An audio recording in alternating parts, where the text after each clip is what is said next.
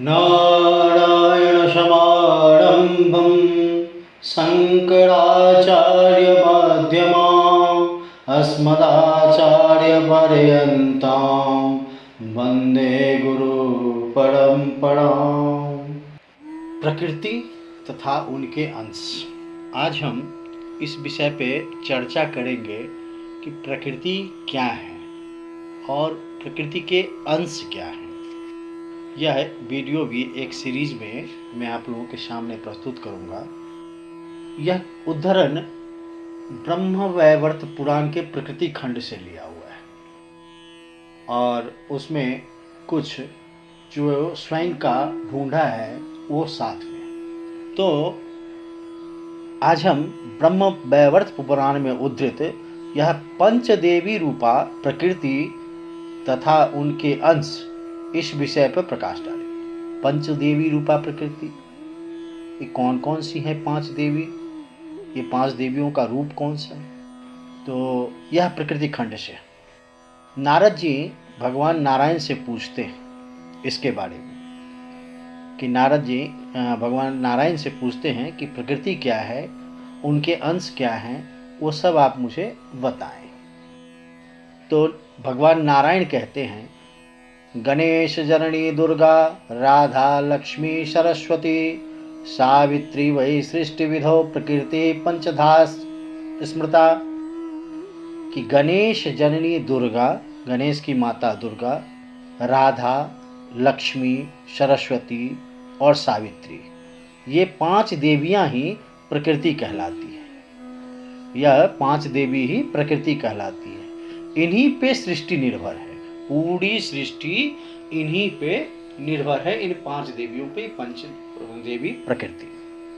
तो नारद जी नारायण से फिर पूछते हैं कि हे नारायण, यह प्रकृति कहाँ से प्रकट हुई और इनका स्वरूप कैसा है, इनके लक्षण क्या हैं और क्यों वह पांच प्रकार की हो गई, ये प्रसंग कृपा कर मुझे बतलाया कि कैसे ये पांच हुई। भगवान नारायण कहते हैं, प्रकृतिर्लक्षणा वत्स को वा वक्तु क्षमो भवेत् किंचित् तथापि वक्ष्यामि यच्छ्रुतं धर्म वक्त्रतः। कहते हैं नारायण कि हे वत्स, प्रकृति के लक्षण को कौन बता सकता है? हाँ, परंतु जो मैंने धर्म की वाणी से सुना है वो तुम्हें बतलाता हूँ। कहते क्या?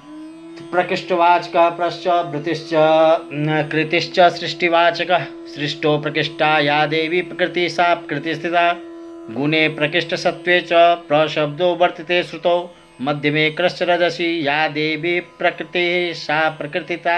कि वत्स, प्र का अर्थ है प्रकृष्ट।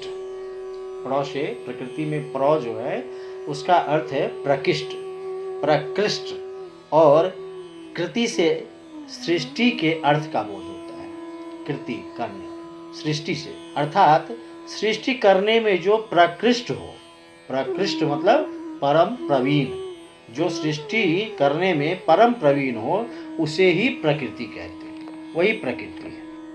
प्रकृति, इन तीन शब्दों में तीन गुण निहित है। प्रकृति में जो ये तीन शब्द हैं, प्रकृति, इन तीन शब्दों में तीन गुण निहित है। कैसे? प्र में सर्वोत्तम सत्वगुण है, सत्वगुण। कृ शब्द में मध्यम रजोगुण है और ती शब्द में तमोगुण है। यह सत्य रज तम, ये त्रिगुणात्म जो हैं वो तीनों गुण इनमें प्रकृति में है। तो प्रकृति जो है वो त्रिगुणात्म स्वरूपा है, वही सर्वशक्ति से संपन्न होकर सृष्टि विषयक कार्य में प्रधान है, इसीलिए प्रकृति कहलाती है। वह तीनों गुण लेके, सतरजतम तीनों गुण लेकर के वह सृष्टि विषयक कार्य में प्रधान है। अब इसे एक और रूप में समझें तो प्र से प्रथम और कृति अर्थात सृष्टि। अतः जो देवी अर्थात जो देवी सृष्टि की आदि कारण स्वरूपा है, जो शुरुआत की आदि कारण स्वरूपा, प्र से प्रथम, प्रथम सृष्टि, तो जो देवी सृष्टि की आदि कारण स्वरूपा है, उन्हीं देवी को हम प्रकृति कहते हैं। सृष्टि के सृजन के अवसर पर परब्रह्म परमात्मा दो रूप में प्रकट हुए। ये सांख्य दर्शन कहता है, पुरुष और प्रकृति। सांख्य दर्शन यहीं से शुरुआत है, पुरुष और प्रकृति के लिए। तो परब्रह्म परमात्मा दो रूप में प्रकट हुए, पुरुष और प्रकृति। उनका आधा दाहिना अंग पुरुष का और आधा बायां अंग प्रकृति का हुआ। वही प्रकृति ब्रह्म स्वरूपा, नित्या और सनातनी माया है। ये प्रकृति जो है, ये ब्रह्म स्वरूपा, नित्या और सनातनी माया है। जैसे परमात्मा है, वैसे ही उनकी शक्ति स्वरूपा प्रकृति है। थोड़ा इस पुराण से इतर प्रकृति और पुरुष से सृष्टि कैसे विचार करते हैं। सृष्टि में 5 तत्वों का मेल हुआ है। सृष्टि जब चली तो इस पृथ्वी पे, अगर हम मनुष्य योनि की बात करें तो इस बात कहते हैं ना, रामचरितमानस में कहा गया है ना, गोस्वामी जी लिखते हैं कि क्षिति जल पावक गगन शमीरा, पंच रचित अति अधम शरीरा। अब ये 5 तत्व हैं, तो इनके गुण भी तो होंगे। तो इन 5 तत्व के, क्षिति जल पावक गगन शमीर, तो इन 5 के हैं, तो इन 5 तत्व के गुण तो होंगे 5। तो इनके गुणों को हम जानते हैं। अच्छा, अब 5 तन्मात्राएं भी हैं, उनको गुण समझिए। शब्द, स्पर्श, रूप, रस, गंध, ये 5 गुण इस अधम शरीर में हैं। जब ये 5 तत्व हैं तो इन 5 गुण भी हैं हमारे, शब्द, स्पर्श, रूप, रस, गंध। अब आते हैं कि क्षिति अर्थात पृथ्वी। पृथ्वी में कौन कौन से गुण हैं? तो पृथ्वी में ये 5 गुण पाए जाते हैं, और इसलिए इस पृथ्वी पे उत्पन्न हुए सभी वस्तु, प्राणी, सब में ये 5 गुण पाए जाते हैं। कौन कौन से? शब्द, स्पर्श, रूप, रस, गंध। अब पृथ्वी का निर्माण कहाँ से हुआ? अब हम इस चीज को जानते हैं। उस प्रकृति तक पहुंचने के लिए और पुरुष तक पहुंचने के लिए थोड़ा सा मैं इस पुराण से विषयांतर हुआ हूं, पुराण पे फिर आएंगे हम। तो इस पृथ्वी का निर्माण कहाँ से हुआ? वो कारक जो होगा उसमें इससे एक तन्मात्रा अर्थात एक गुण कम होंगे। जो पृथ्वी का कारक होगा उसमें पृथ्वी में 5 गुण हैं, तो उसमें एक गुण कम होंगे, क्योंकि हम जिसे भी जन्म देते हैं उसमें हमसे एक गुण ज्यादा आता है। तो क्षिति कहाँ से है?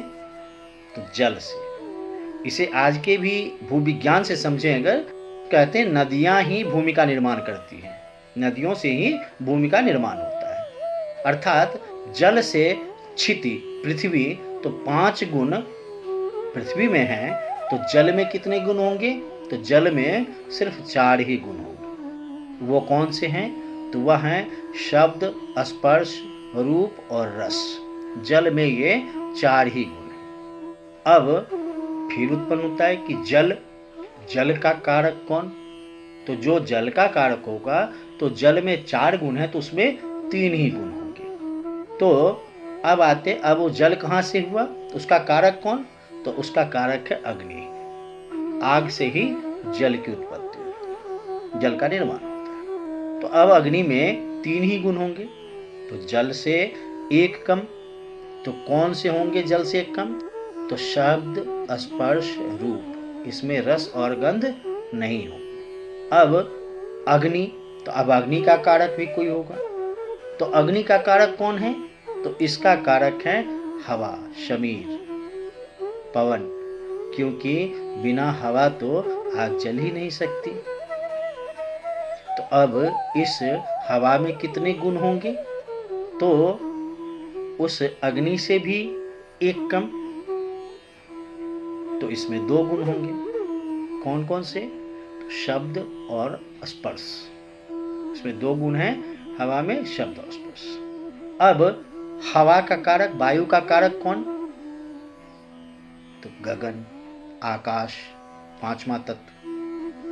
अब आकाश से वायु बना, तो गगन में अब कितने गुण बचेंगे?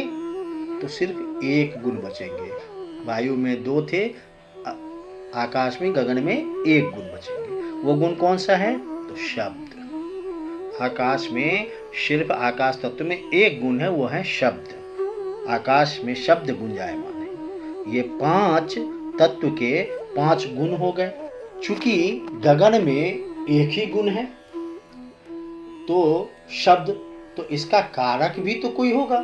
जब 1 गुण है तो कहीं से तो आया वो, तो कौन है कारक इसका? तब 1 से नीचे की संख्या अगर गणित में कहें तो 0 होता है। तो 0 है तो, लेकिन वो है कौन? तो अव्यक्त रूप में। वो व्यक्त है ही नहीं। आकाश तो है लेकिन वो अव्यक्त है, वह व्यक्त रूप में नहीं है। तो उस शून्य को, अब शून्य है तो शून्य को धारण जो किया हुआ है, शून्य अर्थात हम कह सकते हैं अंडज रूप शून्य के बराबर ही होता है, उसी दृश्य में दिखता है। वैसा ही तो अंडज स्वरूप को जो धारण करने वाला है वह होगा अव्यक्त रूप में। तो अंडज स्वरूप को कौन धारण कर सकता है? उसके लिए तो सिर्फ स्त्री रूप ही धारण कर सकती है। तो वह स्त्री रूप जिसने शून्य को धारण किया है वही प्रकृति है, जो अव्यक्त रूप में है, जो दिखता नहीं है, वही प्रकृति है। प्रकृति अपने आप में स्त्रीलिंग शब्द है, तो वो प्रकृति है, वही देवी प्रकृति है। उसमें ही यह शक्ति है। तो जो शून्य गुण तो है परंतु अव्यक्त है। अब शून्य गुण है, गुण तो शून्य है लेकिन अव्यक्त है। अब ये शून्य आया तो इसका भी तो कोई कारक अवश्य होगा ना। शून्य का भी कारक तो कोई होगा।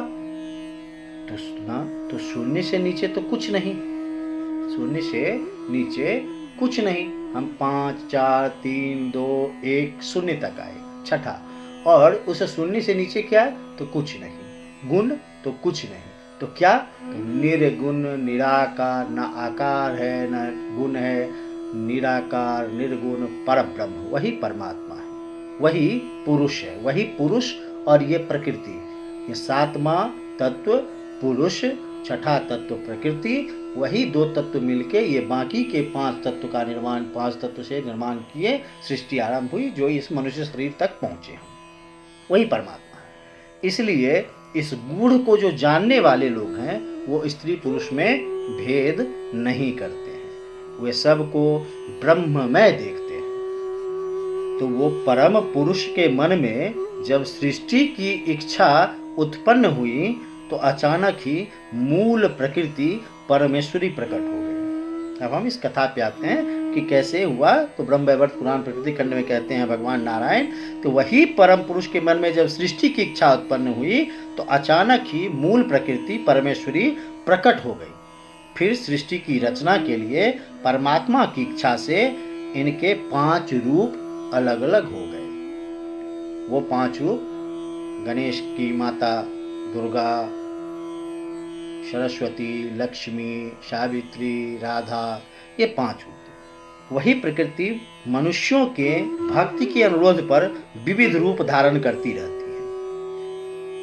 तो आज हम इस वीडियो को यहीं पे अंत कर रहा हूं मैं, और पहली प्रकृति के विषय में अगले वीडियो में समझेंगे क्रमशः 5 प्रकृति जो हैं वो 5, उन 5 प्रकृति के विषय एक एक कर क्रमशः हम बताने की कोशिश करेंगे कि आप लोगों को अच्छे से समझा पाऊँ कि वो 5 क्या है और प्रकृति क्या है, उनके अंश क्या है। पूर्णमदः पूर्णमिदं पूर्णात् पूर्णमुदच्यते पूर्णस्य पूर्णमादाय पूर्णमेवावशिष्यते।